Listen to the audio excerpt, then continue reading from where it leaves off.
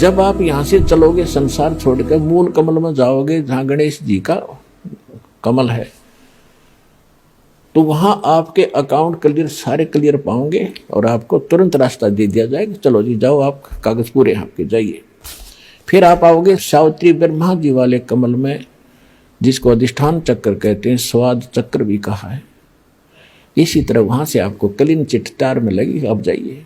फिर इसमें ना भी कमल में आओगे विष्णु जी के कमल में, फिर यहां से भी आप आगे चलोगे कि आपका अकाउंट क्लियर, जाइए हृदय, फिर कंठ कमल, फिर आप पहुंचोगे त्रिकुटी पे। जब आप त्रिकुटी पर पहुंचोगे वहां परमात्मा मिलेंगे इस दास के रूप में। अब जैसे आप यहां गुरु जी के प्रति जैसा व्यवहार, जैसा विचार और जैसी श्रद्धा आपकी है, ये आपकी यहां रिहर्सल कराई जाती है कि गुरु मानुष कर जानते ते नर कहिए अंध, ओवे दुखी संसार में आग काल के फंदे।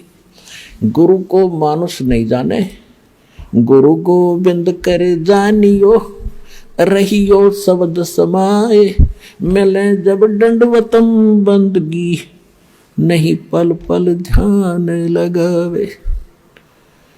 गुरु गोविंद दोनों खड़े काके लागू पाए, बलिहारी गुरु अपना जिन गोविंद दियो मिलाए।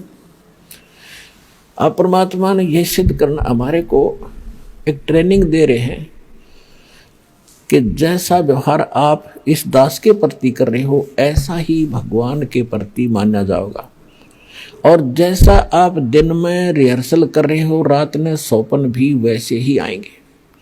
तो संसार छोड़कर जब जाओगे आपको सौपन सा बनेगा।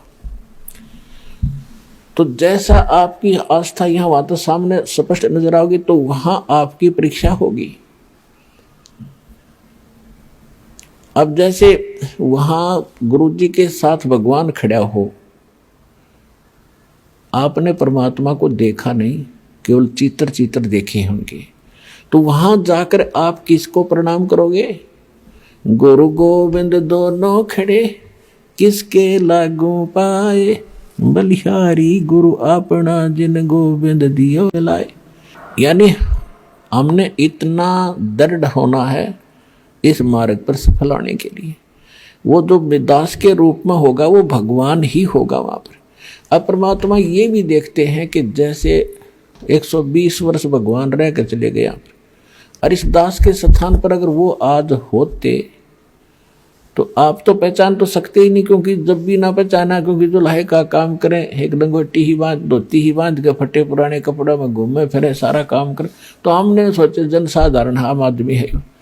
तो इसलिए परमात्मा वो एक विधान बताएंगे, और इसलिए दास को भेजा के भगवान को पहचानवा दे, आपको पहचान करा दे, और कैसे मिलेगा ये नियम बताओ। तो जैसे उस समय भगवान होते इस दास के स्थान पर, आप जैसा व्यवहार करते तो भगवान ये सब आपके अकाउंट जमा होता रहता आपका कि इसका कैसा व्यवहार है, कैसा विचार है। तो अब दास ये देख रहा है, दास के प्रति जैसा आपकी भावना, जैसे आपके विचार, आपकी श्रद्धा है, तो आपकी वहां बुक में लिखे जा रहे। परमात्मा वाले स्थान के पास आपकी एक अलग से पैड है, आपकी बही है, आपका अकाउंट खुला हुआ है, एक फैक्स वहां जाता है। तो उस समय फिर आपका जैसा स्वभाव आप वहां प्रयोग करोगे त्रिकुटी पे, जैसा आप यहां कर रही हो एज इट इज होगा। फिर वहां से अगर गलती कर दी तो आपको फिर भी वापस पटक दिया जाएगा, वहां से भी आपको फेल होकर वापस निराशा हाथ लगेगी। यहाँ अलग बात है कि किया हुआ कर्म यहाँ ऊपर के ब्रह्मांडों में आप देवता बने रहोगे हजारों लाखों युगों तक, और फिर वहां आपकी पूरी पूंजी भक्ति नाश करा कर ये वापस पटक देगा धरती पे।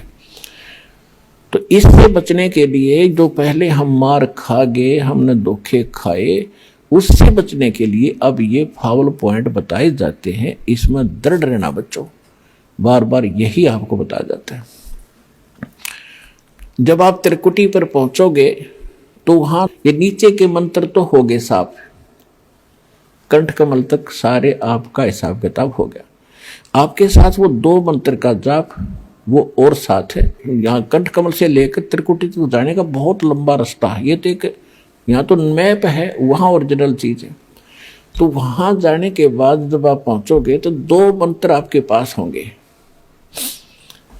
3 मंत्र होंगे, उनकी कमाई आपके साथ होगी। ओम तो ब्रह्म का है,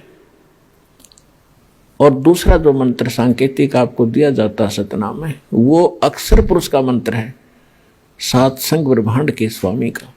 अभी तक हमारे को 10वां द्वार का ही ढोल पीटा गया ऋषि महर्षियों के द्वारा। और एक जम्मू के अंदर मधु परमहंस को आवे, कबीर पंथी को और कह का पता नहीं इसने, और वो कबीर साहब की कितना अधूरी सी बाणी पढ़ ली, 11वीं खिड़की एकादश, और वो छाती कुट्या करता ने कहा था मेरे जैसा किसी के पास ज्ञान नहीं, इस ब्रह्मांड में जो वस्तु है मेरे पास नहीं, और 11वां द्वार पा गया, 11वां द्वार इसे किसी ने बताया नहीं। कमाल के आदमी है। ये तो कबीर सागर में लिखा है, आपने पढ़ लिया तो कला टूट गया। भक्ति आपके पास नहीं, ज्ञान तुम्हारे पास नहीं, जबकि कबीर साहब ने तो 12वां द्वार बताया है, 11वां नहीं है। 11वां तो अक्षर पुरुष के लोक में जाता है, इसने उसका भी ना पता, वो सुन रखी है 11वां द्वार एकादश खिड़की लगी। अब क्या है, जो ओम नाम के जाप का कमाई है वो वहां त्रिकुटी पर अकाउंट करवा दिया जाएगा। धर्मराज के दरबार में जाएंगे, परमात्मा आपके साथ होगा इस दास के रूप में, और उनसे कहेगा भी इसका हिसाब करो। गीता अध्याय नंबर 18 के श्लोक नंबर 66 में आपका विधान है, क्योंकि वहां जैसे वकील बताते हैं जजों के सामने, जी ऐसा सा उस धारा में ऐसा लिखा है, ऐसा लिखा है, ये खरा उतरता है, तो जज उसको स्वीकार करता है। तो जाते ही अब जैसे कबीर साहब के एक शब्द है, कर ले गुरु वकील मुकदमा भारी है, भाई कर लो गुरु वकील मुकदमा भारी है। तो गुरु एक वकील का भी काम करेगा आपका। तो वहां जाकर के भगवान होंगे इस दास के रूप में, और वहां उनको कहेंगे जी आपके विधान में लिखा है, गीता अध्याय नंबर 18 के श्लोक नंबर 66 में, सर्वधर्मान परित्यज माम एकम शरणम व्रज अहम तवा सर्व पापे भ्यामोक्षामि मा शुच। इसका अर्थ इन्होंने गलत कर रखा आज तक के अनुवादकर्ताओं ने। इन्होंने क्या कर दिया, श्री कृष्ण जी कह रहा है, ये श्री कृष्ण मान रही थी तो कि तू सब धर्मों की सब पूजाओं को छोड़कर एक मेरी शरण में आ जा, फिर मैं तुझे सब पापों से मुक्त कर दूंगा। गीता अध्याय नंबर 2 के श्लोक नंबर 7 में अर्जुन पहले ही कह रहा है कि मैं आपकी शरण हूं, आपका दास हूं, मेरी बुद्धि अब काम नहीं कर रही, मैं युद्ध करूं कि ना करूं, मुझे सीधा मार्ग बता दो, आप मेरे गुरु, मैं आपका शिष्य हूं। अर्जुन तो पहले उसकी शरण में था, ये सट्टे मारे तो कई नकल तो थी नहीं। गीता अध्याय नंबर 18 के श्लोक नंबर 66 का जो अर्थ है, गीता ज्ञान दाता कहता है, अपने आत्माओं दास का उद्देश्य ये केवल राम कथा सुनाना नहीं है, आपको विद्वान बनाना है, ताकि आप मार ना खा जाओ, भविष्य में फिर काम ना बिगड़ जाए। और बहुत आसान तरीके से आपको समझाया जा सकता है, 1 बार 2 बार 100 बार बताऊंगा, अपने आप हृदय में समा जाएगी आपके। इस झूठ को हमने लाखों बार सुन लिया तो सच्ची होगी, सत्य को भी सैकड़ों बार सुनोगे अपने आप, सत्य तो है ही सत्य, या तो ऐसा जगह बना देगी फिर कोई टस से मस नहीं कर सकता।